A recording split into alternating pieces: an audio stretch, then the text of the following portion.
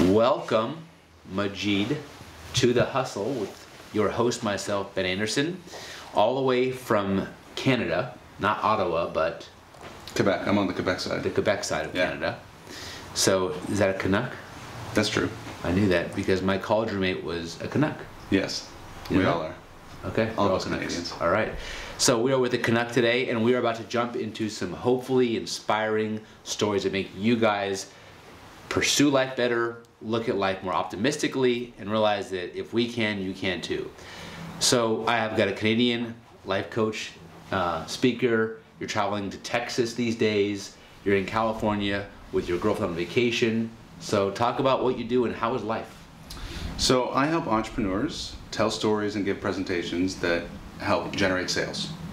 And for me, I started off as a motivational speaker, wanting to travel and get booked as a speaker. And now I build my own speaking circuit because I'm traveling with my speaking circuit right here on the phone. That's awesome. Or the laptop or the podcast. Yep. So wherever we get to share our message, we can make an impact and make an income.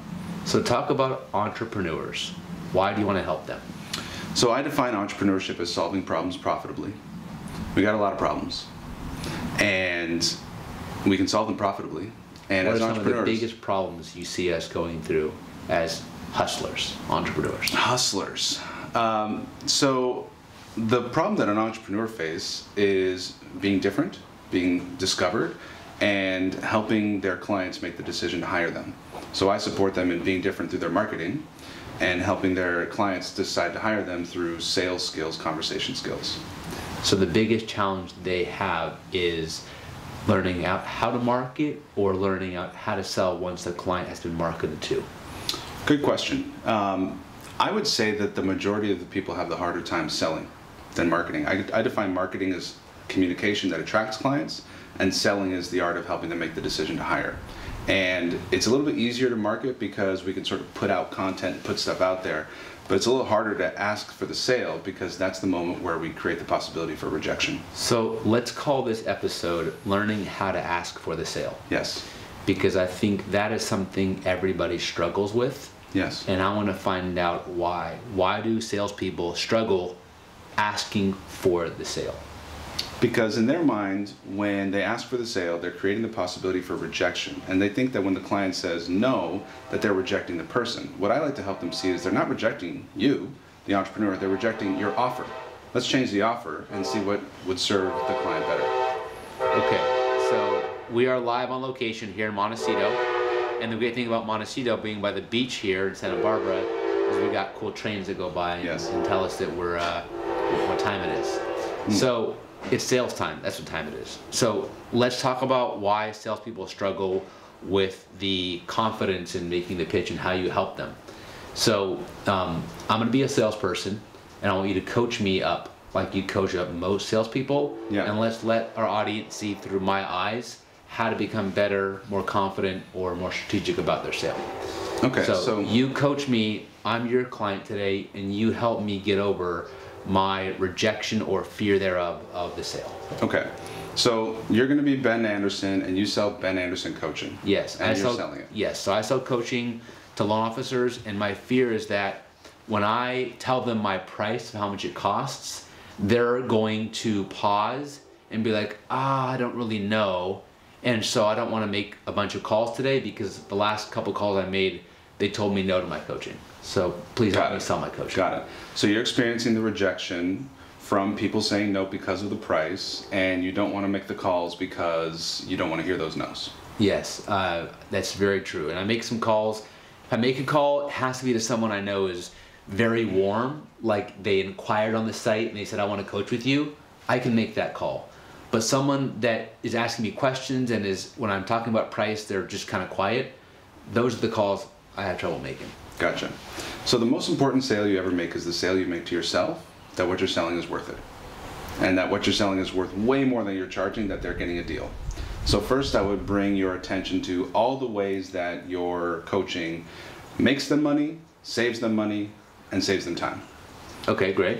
So I would have you, kind of write out 20 answers to the question, how does this make your clients more money? 20 answers to the question, how does this save your clients money? 20 answers to the question, how does this save them time? And now you have a lot of evidence to support that your coaching is very, very valuable to your ideal client. Okay.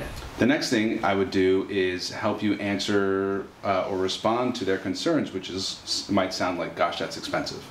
And so to be able to practice and rehearse and address those things, like, for example, someone says, gosh, that's expensive, you might reply with, expensive compared to what? Would it be expensive if you knew you were making an extra sale every month? How much would it be worth to you to make an extra sale every month as a result of this coaching? And let them answer the question so that they're convincing themselves that they're generating more income, saving money, and saving time. So first thing is you got to get sold on the value. The second thing is you got to help people see past their own fears. So that's great, and I could do that pretty routinely. I could write down, well, here's 10 clients that I helped increase their sales by 25%. So yeah, you're paying me, let's just call it $5,000 a month, but the average person makes $25,000 more a month with my coaching. So in essence, you're making $20,000 with my coaching on the average. Yes. So yeah. Those are the kind of things I want to have. You're saying, you know, pre-rehearsed or written out. Yes. Now let's go and do a harder sale, because that sale, not that it's easy or hard, but that makes sense to me. I can wrap my mind around that sale. Yeah. There's also not a lot of mortgage coaches out there either. So I'm selling kind of a one-stop thing. They're not like shopping online for mortgage coaches. They usually come to me and they want to go over prices, or the team. Let's talk about selling a commodity. Something that's more common in any world. Yeah. Whether it's I'm selling a mortgage, I'm selling my services, yeah. I'm selling a pair of shoes, or something that they are thinking they can get cheaper somewhere else. Yes. And that's probably maybe the more difficult sale that you coach through. Yes. And let's say I'm a loan officer and I'm selling an interest rate, and the client's telling me, or I have 5 clients in a row saying I got a better deal with online lender ABC. Yeah. Walk me through that sale. Yeah. So the short answer is, if you're selling a commodity, you're screwed. Because commodities are indistinguishable. They're the same. They can't tell the difference. So you're competing on price. And if you're competing on price, you're going to lose unless you happen to be the most efficient, high volume provider, in which case there's no personality required. They're looking at the price. That's a commodity. So you get to be the best in the world, so that your ideal client looks at you and says, I don't want a mortgage. I want a Ben Anderson mortgage. I don't want a coach. I want a Ben Anderson. So the trick is to get out of being a commodity and being one of a kind, the best in the world. So for me, there's only one Majid. I'm a world traveling father. It's part of my brand. It has nothing to do with my coaching, but when people see that I love to travel and I love my kids, they're drawn to those values, right? I'm a little bit irreverent in my brand. I like to kind of poke fun and crack jokes. I like to do some woo-woo stuff and talk about crystals and essential oils and stuff, and that draws people, it polarizes people. Attracted to the real me, repelled by the real me. The people that are repelled by me are not my ideal clients. Nobody hires me for my price. I know that because I'm 10 times what my competition charges, and that's because I don't have competition. There's only one Majid. So I would say, if you're feeling like you're a commodity and trying to compete, stop competing by not being a commodity, and recognize how you're the best in the world for your ideal client because you're different. So how do I get to that point? I don't have the Majid magic. I am new and I'm overwhelmed and this is stressful and it's hard enough just to keep up with the market that's changing, and every client I talk to, they say, what's your price out the gate? And how do I get over that initial hump of creating the Majid magic? Because it didn't probably come, you worked on it. But I'm new, I want to learn how to sell. I'm being told no all the time. You know, help me overcome that first step. We may have some new listeners that are just getting into sales, and they don't have a great story. They don't have some bold personality. I need to make a sale, and I don't have the confidence. So confidence comes from remembering that you do in fact have a long history of winning. Even if you're just starting. Look back at how you won in school. Look back at how you won as a kid. Look back at the fact that you do have a long history of a story. You may be new to this industry, but you have history as a human. So look at your own values. Look at what makes you different. And then start where you have an unfair advantage.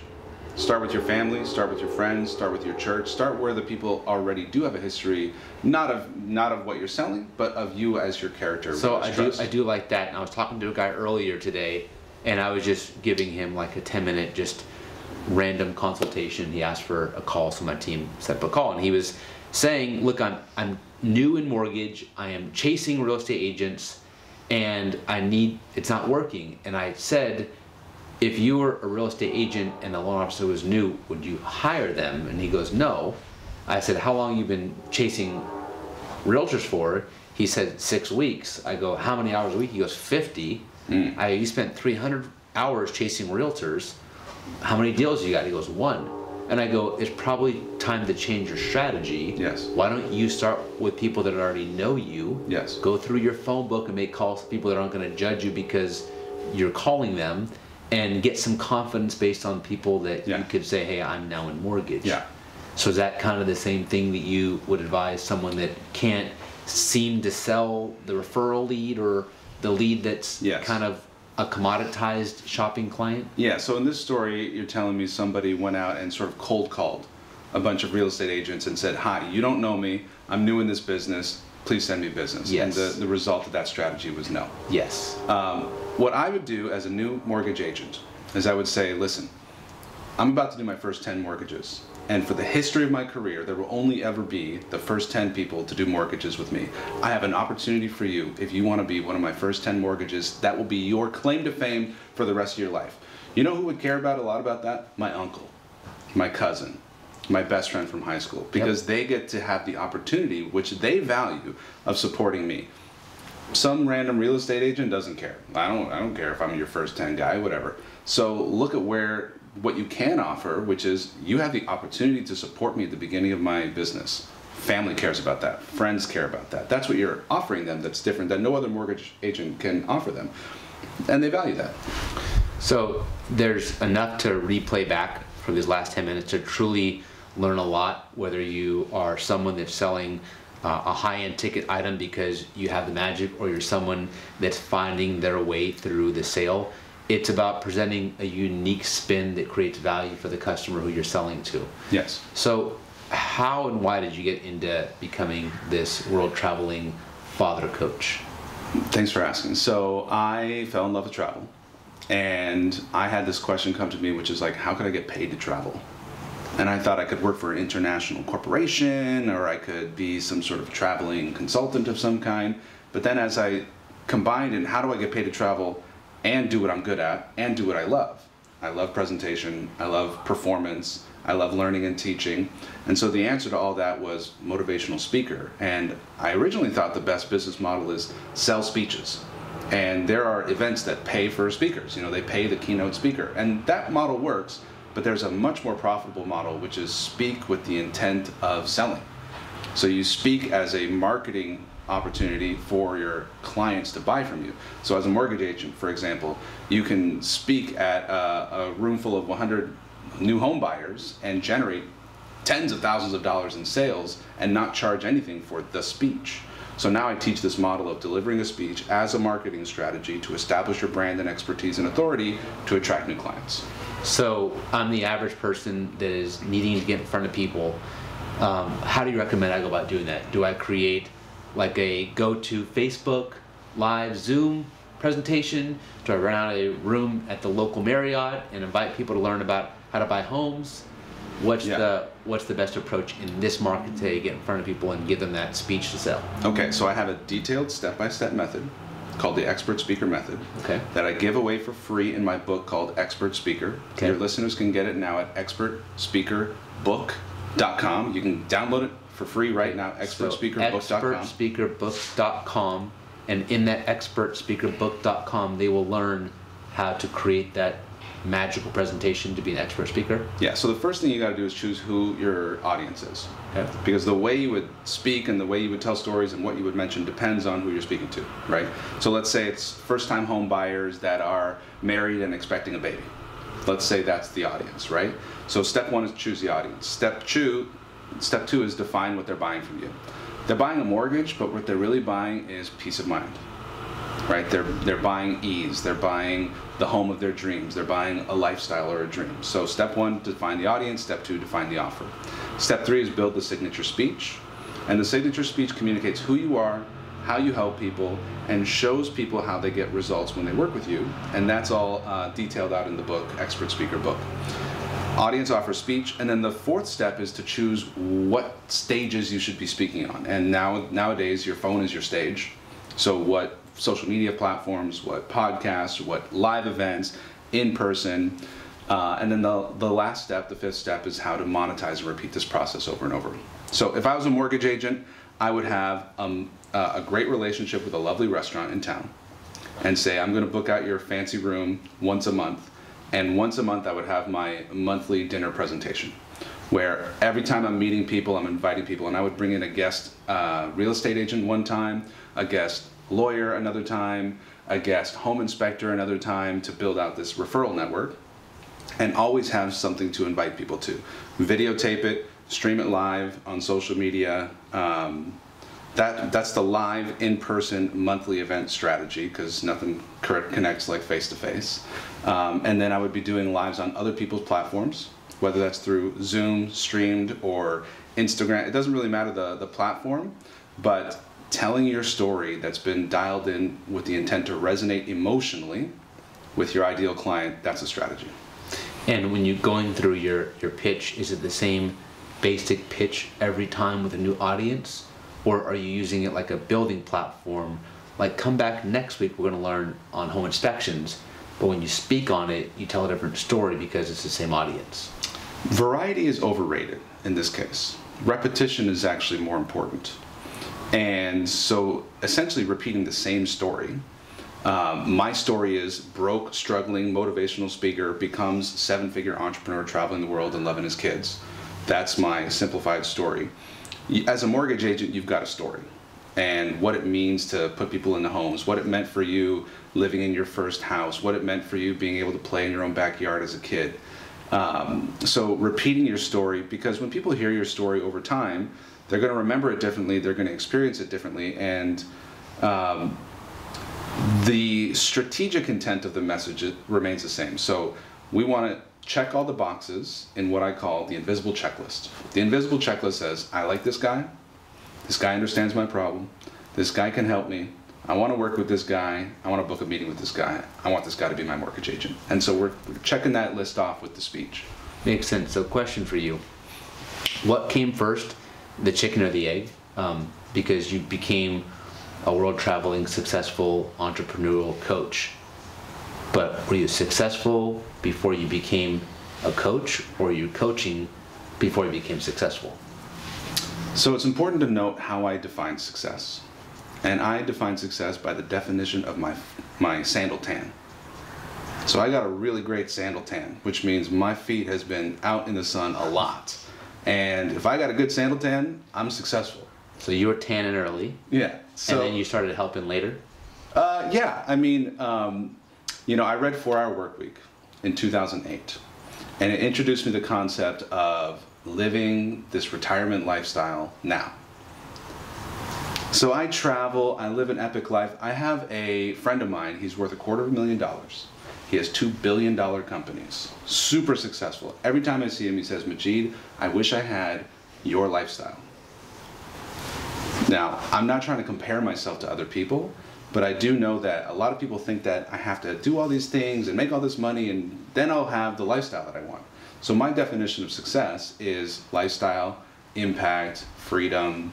So I didn't feel successful early on, but back early on, I thought I was supposed to look like everybody else, sound like everybody else, and compete with everybody else. I was a commodity, and I was doing the thing where I was like, I'll be cheaper than everyone else, and then they'll pick me. So what was the unlock then for you?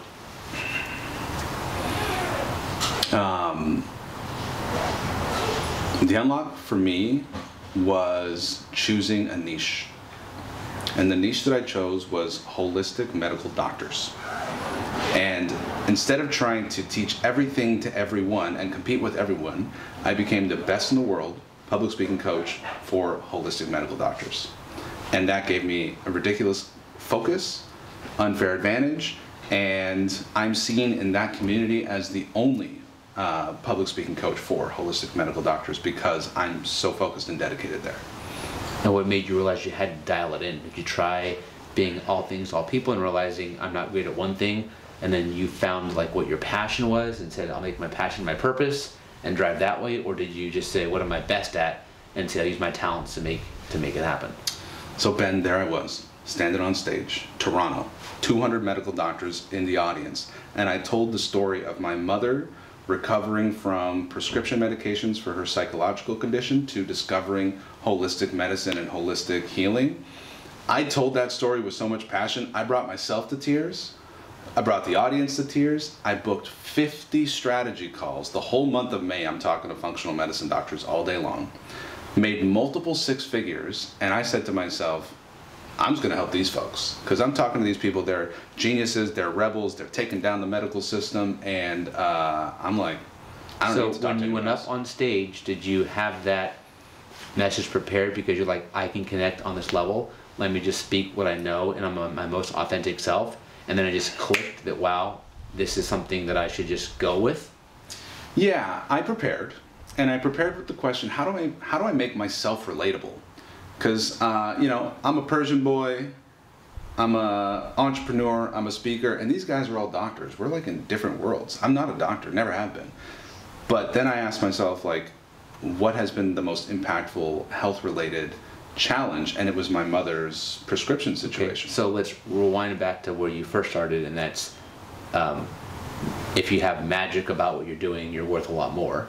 Yes. So if someone's in real estate or mortgage and they're just selling the price and they need to get better at their sales, and they're not good at like following the X's and O's, is it as simple as start sharing your story with your clients about your home, about how your home meant to you and how you want them to have the same experience you did?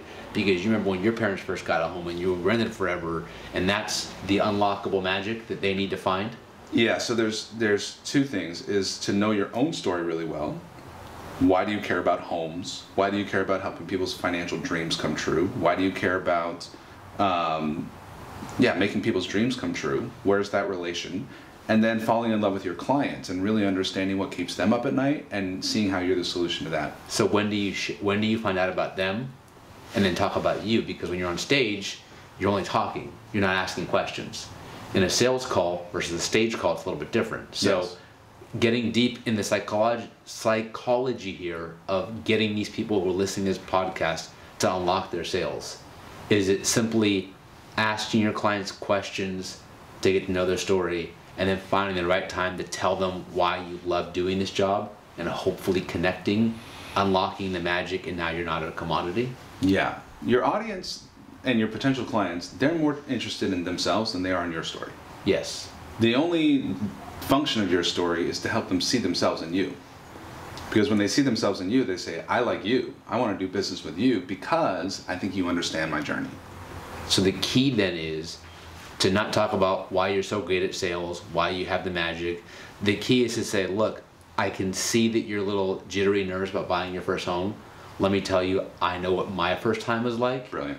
And if I can give you any guidance, it's like, it's gonna be okay. Yeah. Like, I have kids, you have kids. The first time you had kids, it was probably nerve-wracking. Yeah. But once you have your second and third, it's just kind of okay. Yeah. It's kind of the same thing here. So I can see you're a little bit nervous, but I can get you a much better deal if you just let me work with you, because I'll get you there. Are those the kind of anecdotes that people should rely on if they're having a tough time getting over just selling, and they should stop selling the price and try and find ways to explain through a story to their clients why this is gonna be okay? Yeah, definitely not selling the price. Because if they're choosing the price, then as soon as your rates go up and your competition drops a rate or the competition offers a little discount, they're gone. So you're not going to get any loyalty with there. What you can sell is, with this mortgage comes you. Whenever you need anything, you call me, you text me. You need me to come over to your house, I'm at your house. If you're stressing because you can't make a couple payments, I got you covered. When you work with me, when you do a mortgage with me, you get peace. You get someone taken care of. You get me on your team forever. And so people want to do business with people that feel that they understand them. So the stories are parallel. So this has been such great content. I think if anybody has ever sold anything, they'll find one or more things that they could use to brush up their game. Yeah. How again do they get behind following your book and buying your book or reading your book for free, and then following some of these stories that you have? Because I'm sure just in this short time together, there's just a lot more that needs to be uncovered behind the scenes. Yeah, go to expertspeakerbook.com and you'll find everything there. You can download it for free. If you want to watch a 20-minute masterclass, I put together expertspeaker.com/masterclass. And that's it. I'm Majid Mogaraban. Stage name is Majid like magic. And yeah, I'll see you on the internet. And who should be looking to book your services? Is it individuals? Is it companies? So I coach individuals who want to increase sales through public speaking. And those are entrepreneurs, service providers, coaches, doctors. And if you want to have me speak at your conference, I can teach you the magic of storytelling. I can teach you how to build an unbelievably powerful personal brand. And just send me a message. Send me an email, majid@expertspeaker.com. I think everybody today needs to be a better public speaker, because with this new world where we're using a phone and telecommunication skills, we're almost always public speaking, even though we're not necessarily in a room with other people. That's right. So great advice, great feedback. You as an entrepreneur, a father, a hustler, have a lot of things that people should aspire to be. So thanks for your time. Thanks for bringing the magic in. And my friend, you have the hustle. Thanks, Ben. Thank you.